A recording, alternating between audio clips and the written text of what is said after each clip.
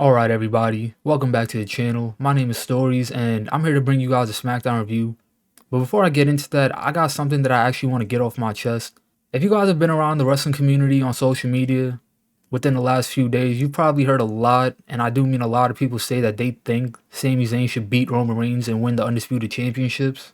But I completely disagree with that. I don't even know why people are expecting Sami Zayn to win. I get the in storyline, he's loved by the people, and everybody wants to see him get his redemption on Roman Reigns after what he did at the Royal Rumble. But looking at it from a non-storyline perspective, it seems crazy to me to think that Sami Zayn could beat Roman Reigns. When you look at all the people Roman Reigns beat, like The Fiend to win the championship, he beat Brock Lesnar, John Cena, he beat Edge, he beat Daniel Bryan, and even more that I'm probably not even mentioning right now. If Sami Zayn were to win the titles, yes, it will be a cool moment, it will get a pop from the crowd, but my question is, what would Sami Zayn do after he won the titles? To me, the next person that should beat Roman Reigns and take the titles off of him, they can't have a short reign. He needs to go on to be the next guy, kind of like passing the torch over to somebody. And I know a lot of people are going to compare Sami Zayn to Daniel Bryan, but if you ask me, they're not even in similar situations. At the time, Randy Orton was the WWE World Heavyweight Champion, and we all wanted to see Daniel Bryan win those titles, but Randy Orton is not on the level of a Roman Reigns. Roman has been champion for over 800 days now, and there's no way you give the titles to someone like Sami Zayn, who's probably only going to be champion for like a couple months or so. And also, I'm starting to think of Kofi Kingston, back when he won the titles a few years ago. We all wanted him to win. The chase was amazing. After years of not getting the opportunity, he finally did, and he won the big one at WrestleMania. But you look at what he did after he won it, it wasn't really nothing special. He went on to face Randy Orton and a couple other superstars that I can't really remember off the top of my head right now. And then he dropped the title to Brock Lesnar in like 15 seconds. Again, my question is, if Sami Zayn were to beat Roman Reigns, yes, it would be a cool moment, but what would he do after? So those were just my thoughts on why I think Sami Zayn shouldn't be the one to beat Roman Reigns. Right now, Cody Rhodes is the winner of the Royal Rumble match, and I'm not saying he should win it himself, because right now we don't even really have a storyline for Cody Rhodes. Like, he's kind of just the winner of the Royal Rumble match. We don't know how they're going to build towards that match at WrestleMania between him and Roman Reigns, so I can't speak too much on that right now. But if you ask me, Cody Rhodes, he seems like he's in a better position than Sami Zayn that could beat Roman Reigns and be that guy for the WWE for the next couple years. But anyways, that was just my thoughts on that, because I see a lot of people talking about that Sami Zayn should be the one to beat Roman Reigns at WrestleMania. But now let's get into the Smackdown review, because that match between Sami Zayn and Roman Reigns is going to be taking place, except it's not going to happen at WrestleMania. It's going to be happening at Elimination Chamber, like everybody with brains predicted. The Bloodline, they arrived to the arena, minus Jey Uso. Kayla Braxton, she wanted answers about Jey, but the Bloodline refused to give her any. So then we cut to the arena where we got Braun Strowman and Ricochet versus Ludwig Kaiser and Giovanni Vinci from Imperium. And this was a final round matchup for the SmackDown Tag Team title tournament, and the winner of this match will be facing the Usos next week. This was a pretty enjoyable match. Braun Strowman, he got the hot tag, and the action started to pick up. And then eventually Ricochet, he hit a swanton bomb off of Braun Strowman's shoulders onto Ludwig Kaiser, and they picked up the victory. So they're the number one contenders for the Usos Tag Team titles next week. Before I move on to the next match, we got probably one of the most weirdest segments on a wrestling show that we could have gotten, and that was Dominic Mysterio and Rey Mysterio in a NASCAR racing event. Long story short, Rey Mysterio won the race, and Dominic was upset. Like I said, this was just very weird to put on a wrestling show. So moving on, we got Sonya Deville versus Charlotte Flair for the SmackDown Women's title. I'm not gonna lie, I barely cared about this match because I knew we weren't gonna have a title change. Sonya Deville, she went for a sunset flip.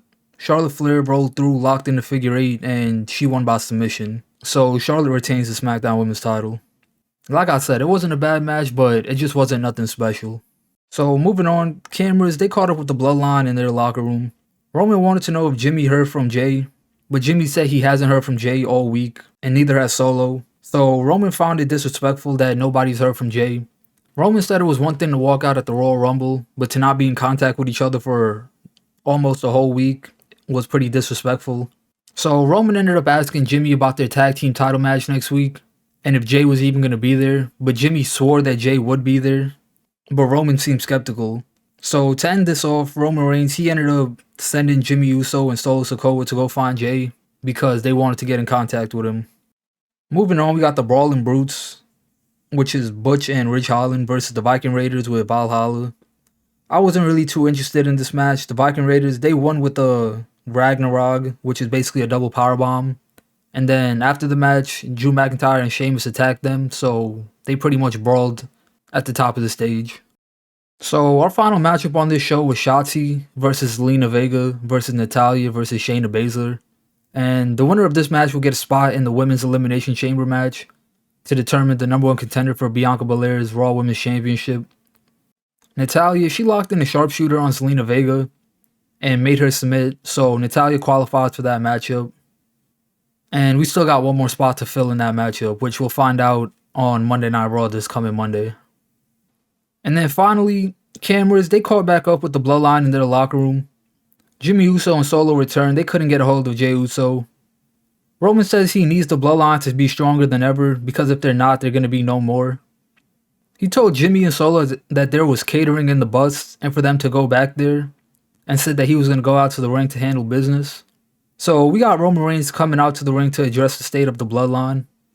On commentary, Michael Cole was teasing that the Bloodline could be done very soon. So Roman Reigns, he had a microphone in his hand, and he wanted to talk about Cody Rhodes, being that he is the winner of the Royal Rumble match. But the crowd wanted to talk about Sami Zayn. So Roman said, alright fine, we could talk about Sami Zayn. He goes back to War Games and says that he never trusted Sami, that he saw greed in his eyes. And basically Sami Zayn just wanted to use his relevancy. But out of nowhere, Sami Zayn came out in a hoodie, and he attacked Roman Reigns from behind. So they started brawling in the ring. Roman asked Heyman to get him a steel chair, but Sami Zayn hit him with a beautiful spear. And he was about to hit Roman with the chair, but Roman quickly rolled out the ring. He wanted no part in that. Sami Zayn, he picked up the microphone and said he never wanted a thing from Roman Reigns. That is until now, because now he wants the undisputed WWE Universal Championships.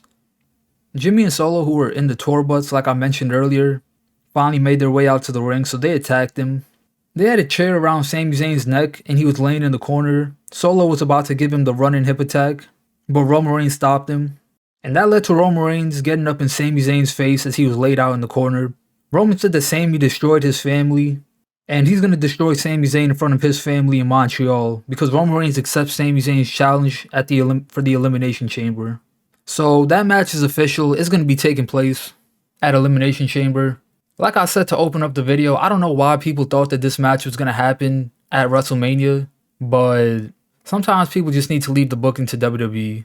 But anyways, that's going to be it for this SmackDown review. If you made it this far into the video, drop a like. Let me know in the comments what you guys think about this whole Sami Zayn and Roman Reigns situation. And if you want to hear more from me, hit that subscribe button. It's greatly appreciated, and I'm out.